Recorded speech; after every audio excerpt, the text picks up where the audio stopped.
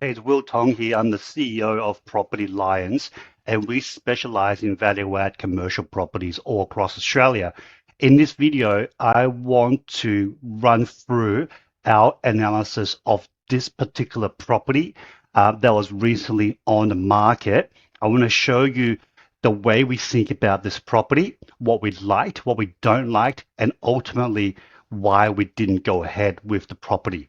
All right, so first of all, what is this property? It's a freestanding warehouse, as you can see from the image here, which is located in Beresfield in New South Wales, so around the Newcastle sort of area.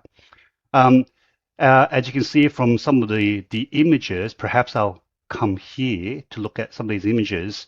It is what we would probably consider an A grade or perhaps even a prime grade industrial asset. You've got very high clearance, about 10, 11 meter clearance at the top.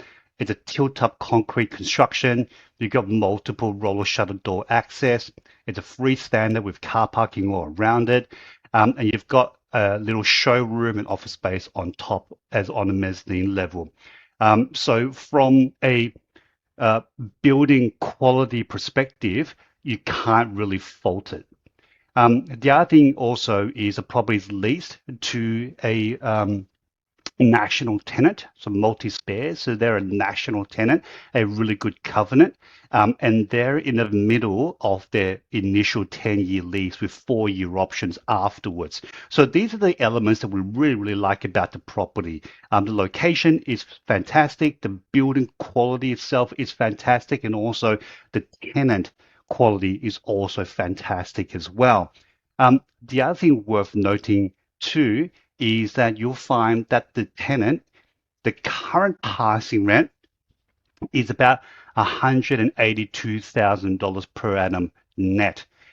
So they lease about a 1,400 square meter building. So if you work this out on a rate per square meter, they're only paying about $127 per square meter net. Now, based on all the market evidence that we've dug up, basically comparable buildings and properties in a similar location, size, and quality, you can see the market rent for a property like this. So if this property was vacant today, it can quite easily fetch at least $180 per square meter. So there's potentially a $50 per square meter rental uplift in this property. So the property ticks a lot of boxes. The price guide at the time, was about $3.5 million or mid threes to high 3 million to buy the property. The property ultimately went to auction.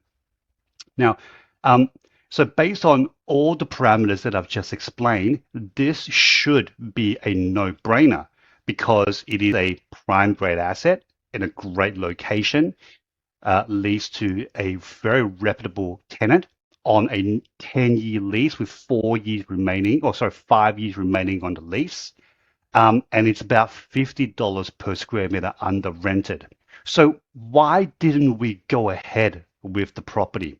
Now, here's why. The reason you would buy this property is for the rental uplift primarily. I mean, obviously, the quality of the building, the quality of the location, the quality of the tenants is extremely important. But the main reason you would buy this property is because you want to generate a rental uplift as soon as possible. So just to put things into perspective, if we were to adjust this back to market rents, we should be getting at least 250 grand per annum in market in rental income. So it's a significant uplift. So with that significant uplift, you can also get a significant uplift in the value of the property as well. So what stopped us from actually going ahead with the property? It's got everything to do with the lease and how the lease is structured.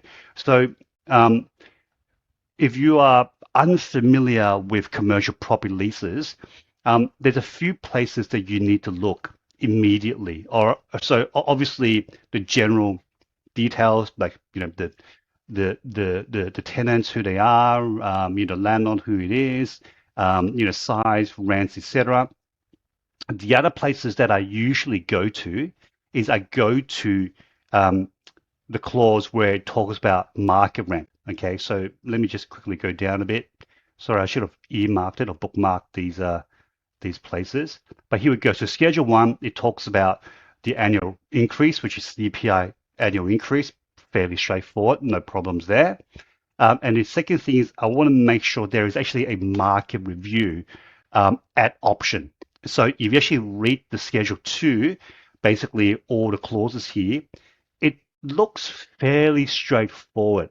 Okay, so if you were a novice investor or a new investor in commercial property and you just read those two schedules, you would think that this property has a open market review at option. But here's the thing, it doesn't. If you actually go to another part of the lease, which is clause number 3, which talks about rent, and you go down here to clause 3.2c, it states that the rents calculated under this clause will not increase or decrease by more than 20% of the old rent. Old rent means the rent payable immediately before the relevant rent review date.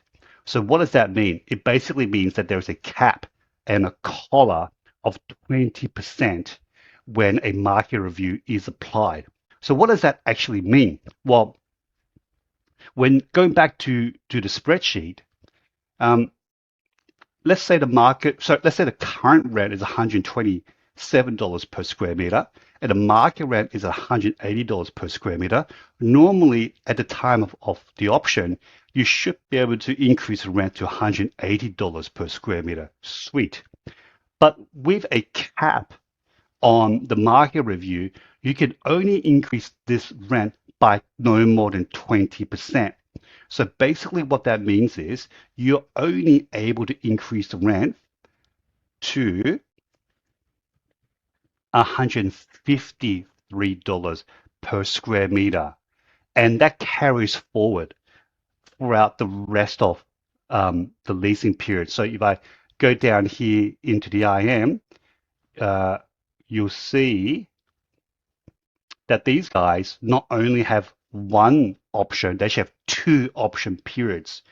Basically, what that means is if this tenant stays for the remainder of the option period, I'm not able to adjust the rent to market for 10 years. So I'm locked into a compressed rent for the next 10 years. So that's really, really important to understand, because if there was no cap, great, fantastic. You hit them with a market review, you adjust the rent, fantastic. That's how you want to buy a commercial property. But because with the cap on the rent, you're stuck potentially with a significantly compressed rent for the next 10 years. Well, as a matter of fact, the next 13 years, I beg your pardon. And that's something that we don't want anything to do with. Okay. Now, just quickly going back to the lease.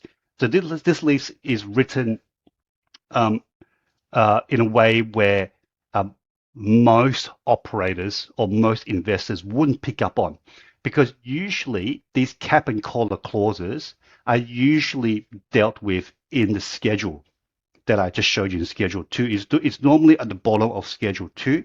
That's normally where they will put the cap and collar clause in there. But for whatever reason, this solicitor, perhaps the solicitor is quite smart, put it under Clause 3 where it's dealing with rent.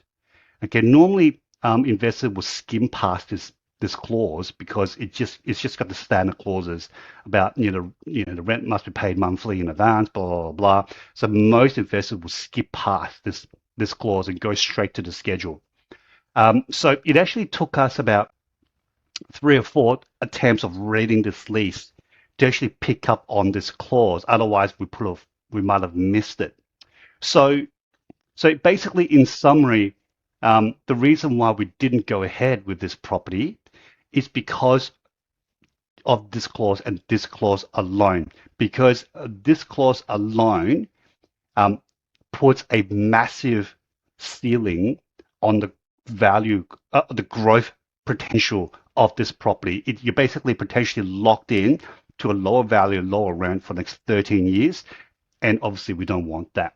So anyway, so if you enjoyed this video and you found it really insightful and helpful, then please do me a favor and just hit the subscribe button, because I'm going to do a lot more of these videos going forward, just providing more, education on commercial property deals and how to pick up on nuances and things like that so that you don't get burnt when you end up buying a commercial property.